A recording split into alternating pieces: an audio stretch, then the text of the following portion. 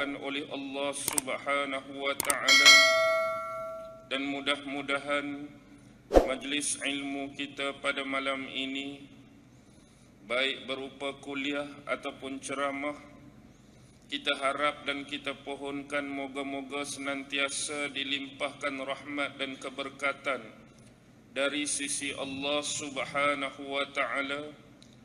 Lebih-lebih lagi di hadapan saya, tuan-tuan dan puan-puan adalah penuntut-penuntut sebahagian daripada ilmu-ilmu Allah Subhanahu wa taala, insya-Allah.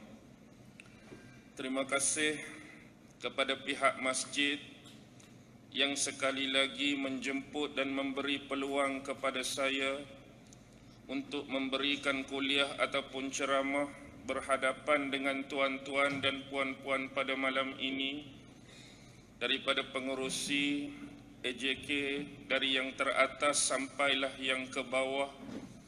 Terima kasih juga kepada tenaga-tenaga kerja yang menjayakan program kita pada malam ini. Seterusnya hadirin hadirat, muslimin muslimat yang dirahmati dan dikasihi sekalian. Pada malam ini saya lebih nak membawa kepada tuan-tuan dan puan-puan satu bentuk kuliah yang santai dan bersahaja. Kita tidak akan memasukkan unsur-unsur berat, unsur-unsur haqqa, tetapi kita lebih suka untuk memilih tentang bagaimana peranan dakwah yang seharusnya kita lakukan di dalam kehidupan kita, baik dakwah dalam peringkat yang kecil bersama dengan pasangan, suami, isteri dan anak masing-masing, bersama dengan kelompok dan lingkungan terdekat kita, saudara mara, adik-beradik, kaum kerabat, dan seterusnya, konteks yang lebih besar dan lebih luas. Tetapi persoalannya, bagaimana kita nak menyampaikan peranan kita di sekeliling dan di dalam lingkungan kita. Seharusnya yang paling pertama ialah kita palingkan kepada perjuangan dan dakwah Nabi Muhammad sallallahu alaihi wasallam untuk kita ikutkan sebagai tauladan, untuk kita ikuti sebagai pengajaran dan mengambil iktibar daripada sejarah kehidupan dan sejarah dakwah Nabi Muhammad sallallahu alaihi wasallam itu sendiri.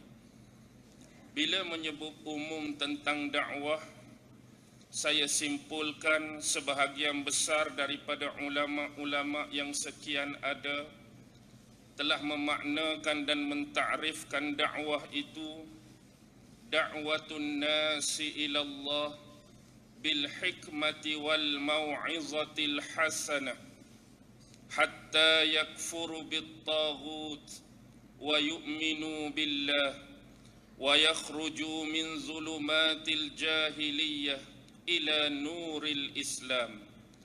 Apa yang disebut dan dimaknakan dengan dakwah itu ialah da'watun nasi ilallah, yaitu mengajak, menyeru dan menyebarkan kepada manusia supaya kembali berpaling kepada Allah Subhanahu wa taala dan berpaling kepada jalan Allah, yaitu agama yang di dalamnya terkandung berupa perintah-perintah dan arahan-arahan daripada Allah, juga berupa halangan-halangan yang kita panggil sebagai larangan-larangan daripada Allah Subhanahu wa taala. Tujuan utama kita menyebar, kita berdakwah ialah untuk mengajak manusia kembali kepada Allah. Ingat tuan-tuan dan puan-puan, walaupun siapapun kita, baik pendakwah, baik pentabligh, baik mereka yang mengaku nak mengajak manusia lain ke jalan Allah, jangan sesekali kita mengajak manusia berpaling ke arah kita. Kita bukan berdakwah nak suruh jadi popular, tidak. Kita bukan berdakwah nak suruh jadi glamour dan terkenal, tidak. Kita tidak suruh berdakwah tadi semata-mata nak mencari habuan keduniaan, semata-mata nak mencari kemewahan, tidak. Kita berdakwah bukan semata-mata nak suruh di belakang kita mempunyai ribuan, malahan mungkin jutaan follower dan pengikut-pengikut.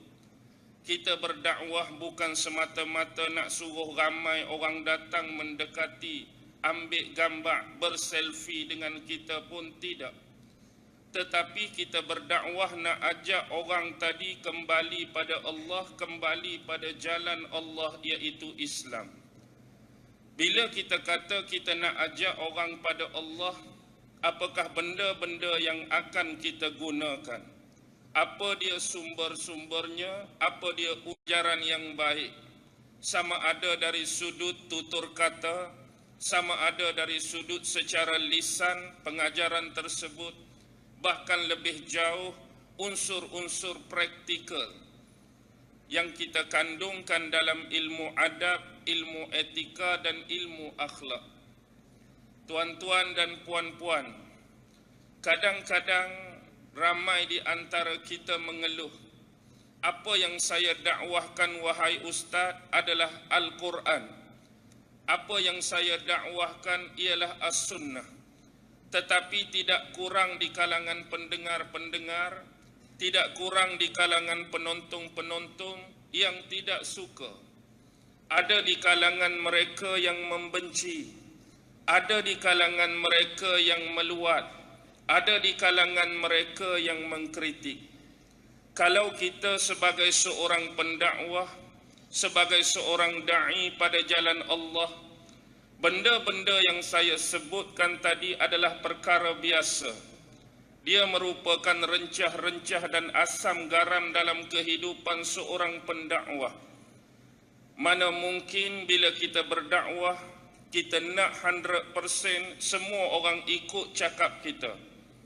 Mana mungkin dalam dunia dakwah, bila kita bercakap semua 100% suka pada kita. Bila kita berdakwah semua 100% akan mengakui keilmuan dan kepakaran kita. Tidak. Bila kita palingkan kepada sejarah dakwah Nabi Muhammad sallallahu alaihi wasallam, satu benda yang patut kita ambil perkiraan ialah Nabi Muhammad adalah Nabi dan Rasul yang terakhir dan disifatkan pula dengan 4 sifat yang terbaik. Siddiq ada pada Muhammad, tabligh ada pada Muhammad, fatanah ada pada Muhammad, amanah ada pada Muhammad. Pendek kata, dengan status Muhammad sebagai Nabi dan Rasul terakhir, dengan sifat-sifat tadi, apa sahaja yang keluar daripada bibir dan mulut Muhammad, pastinya tiada seorang pun yang akan melawan dan menentang. Setiap perbuatan-perbuatan yang lahir daripada kepribadian dan tingkah laku Muhammad, pasti semuanya akan menyenangkan manusia lain. Setiap ikrar-ikrar dan pengakuan daripada Nabi Muhammad pasti akan mudah penerimaan kepada manusia lain.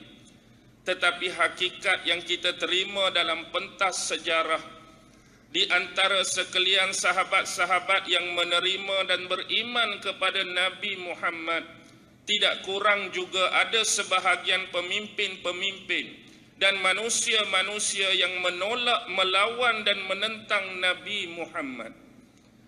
Kalaulah Nabi Muhammad itu sendiri dilawan, ditentang, apatah lagi kita sebagai umat Muhammad yang sudah jauh daripada keberadaan dan hayat baginda. Hari ini kita dicemuh, hari ini kita dimarahi, hari ini kita dibenci, hari ini orang meluat, hari ini orang marah. Itu adalah satu benda yang biasa.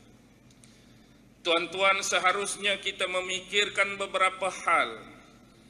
Kadang-kadang kenapa ini terjadi bila kita dakwa dan kita klaim bahawa apa yang kita dakwahkan itu bersumberkan daripada Al-Quran dan bersumberkan daripada Sunnah. Kadang-kadang kritikan dan komen itu bukan kerana dua sumber tadi. Tetapi kritikan dan komen tadi adalah kerana mungkin kesilapan dan kesalahan dalam kita menghuraikan dan mentafsirkan kedua-dua sumber tadi. Saya bukan marah dekat ustaz, saya bukan meluat dan benci dekat ustaz bila ustaz bacakan ayat-ayat Al-Quran dan hadis-hadis Nabi. Tetapi yang jadi kami tidak senang hati bila pentafsiran bagi ayat yang dibaca, penghuraian bagi ayat yang dibaca, penerangan bagi hadis yang dibaca dan dikeluarkan tadi adalah jauh tersasar dan tersimpang daripada penghuraian, penerangan dan penjelasan yang sebenar. Ini harus sama-sama difikirkan oleh para pendakwah. Mungkin kita ada kesilapan dari sudut tersebut yang menyebabkan kita ditegur, yang menyebabkan kita ni dikritik dan dikomen. Yang kedua, bila kita dah melakukan tugas tersebut dengan sebaik-baiknya, kadang-kadang saya dah betulkan kesilapan tadi, wahai ustaz, sumber dah Al-Quran, sumber dah As-Sunnah, dan penjelasan, penghuraian serta pentafsiran saya ambil sebaik-baiknya daripada kalam-kalam ulama, kalam-kalam yang muktabar, perkataan-perkataan daripada sahabat, pentafsiran-pentafsiran daripada imam-imam tafsir yang besar. Tapi ada orang tak suka lagi ustaz, ada orang marah lagi ustaz, ada orang meluat lagi ustaz. Bila berlaku macam ni, kita harus turun satu tingkat lagi. Kadang-kadang sumber kita dah betul, Quran dengan sunnah, tafsiran, huraian dan penjelasan kita juga betul. Tetapi yang salahnya kadang-kadang diselang-selikan dalam kuliah, dalam ceramah kita berupa perkataan-perkataan yang tidak elok. Kita maki orang tu, kita maki orang ni, kita caci individu tu, kita buka aib orang ni, kita jatuhkan maruah seseorang, dan mungkin inilah yang menyebabkan hal-hal ini terjadi. Bukan sebab pada sumber, bukan sebab pada pentafsiran, tapi sikap kita, iaitu keceluparan yang datang daripada lidah dan bibir kita, menohmah, memaki dan mencaci orang lain dalam kuliah dan ceramah kita. Saya sebutkan ini sebab ada sebahagian yang melakukan hal seperti ini. Kalau benda ni tak berlaku, saya pun tak akan sebut. Dan ada sebahagian sudah mengkoreksi diri mereka dan menjalankan hal yang sepatutnya. Sumber dah betul ustaz, confirm betul. Huraian pun confirm betul. Dalam ceramah saya jaga lidah saya jaga perkataan saya jaga adab saya. Tapi orang marah juga, orang benci juga. Kadang-kadang kita kena turun setingkat lagi. Setiap nasihat yang kita beri, setiap saranan yang kita beri, kadang-kadang baik tapi masa dia tidak tepat. Kadang-kadang baik tapi masa dia tidak sesuai. Ada orang yang kita nak dakwah, ada orang yang kita nak nasihati, mereka boleh terima semua perkataan yang keluar daripada mulut kita. Tapi yang tak mereka gemari ialah waktu yang tak sesuai. Waktu tu mungkin mereka sibuk, mereka berserabut, mereka gelisah, mereka tak tenteram. Kita pi bagi ayat-ayat dakwah, kita pi bagi ayat-ayat saranan, kita pi bagi ayat-ayat nasihat. Inilah yang akan berlaku penafian dan penolakan. Apapun ini adalah sebahagian contoh rencah-rencah dan asam garam dalam dunia dakwah. Ingat satu benda, walaupun ada orang yang suka, akan ada sebahagian manusia yang tidak akan menggemari kita.